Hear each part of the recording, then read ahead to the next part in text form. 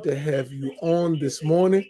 This morning is January the 3rd. It's our third day of praying on excuse me. It's our third day praying for you and for your families and for everyone. Want to thank everybody that has participated in midday prayer every day. Thank you so much for being a part.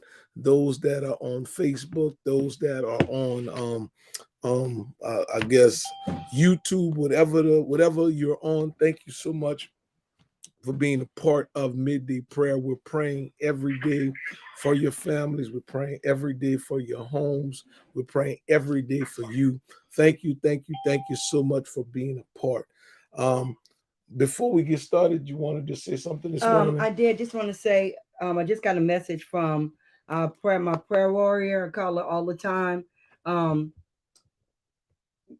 I'm sorry, Minister Bradley. She just sent something that her sister Ann passed away this morning. That was our director's mom, Jonah Bernard, and also her cousin Gladys passed on yesterday. So Gladys who? um I don't know. She just said her cousin Gladys. Oh So my we need to find goodness. out. My goodness, my Liz, if goodness. you on, send us a message. Well, we want to continue to pray for Elizabeth and the whole family. And was a blessing to our lives. She was always the one to have fun, and so she was very quiet, but she was funny. I want to pray for Jonah and Crystal and the daughters and the whole family. Liz, we're lifting you up in prayer, and all of you up in prayer. The whole Bernard family, that God will continue to watch over y'all and keep y'all in the loss of Anne. This morning, I want to share something with you before we pray. I've been in the book of Lamentations all morning since about 4 this morning, just been in Lamentations reading and just enjoying the book of Lamentations. I don't know if you can enjoy it, but in Lamentations chapter 3, and I'm going to read from the New Living Translation, we have a situation.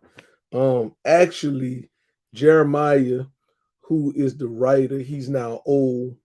Um, he's frustrated because Jerusalem is going to be destroyed, and the people have disobeyed God, and so now they're dealing with the justice of God, the right hand of God, and all this other stuff going on.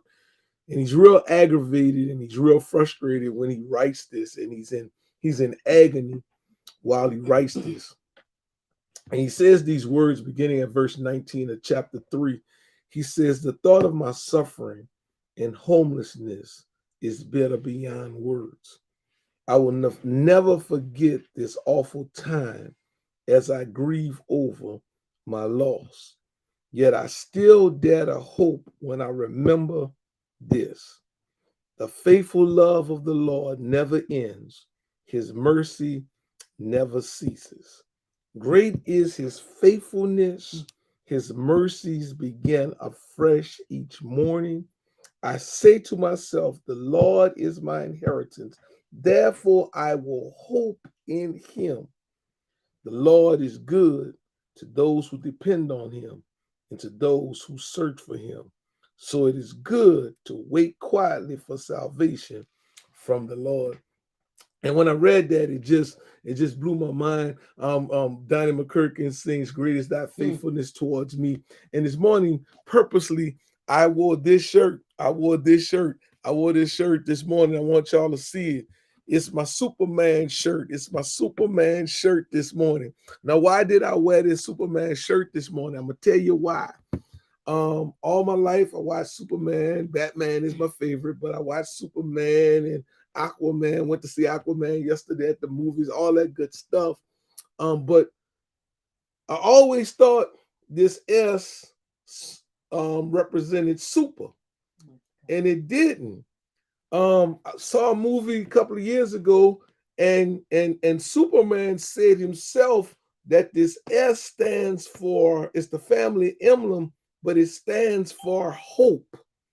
This S, it stands for hope. And this is what I want to tell you this morning. There is always hope. Do not lose your hope. And this is where Jeremiah was, because with the things going on in Jerusalem, the things going on in his life, the things going on in his body, he got to the place where he wanted to quit. In verse 20, he said, I will never forget this awful time as I grieve over my loss. He said, it's an awful time, it's a hard time.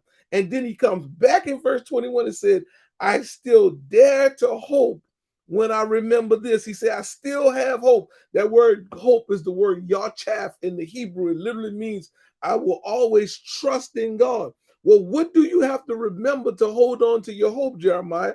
Is in verse 22 and 23.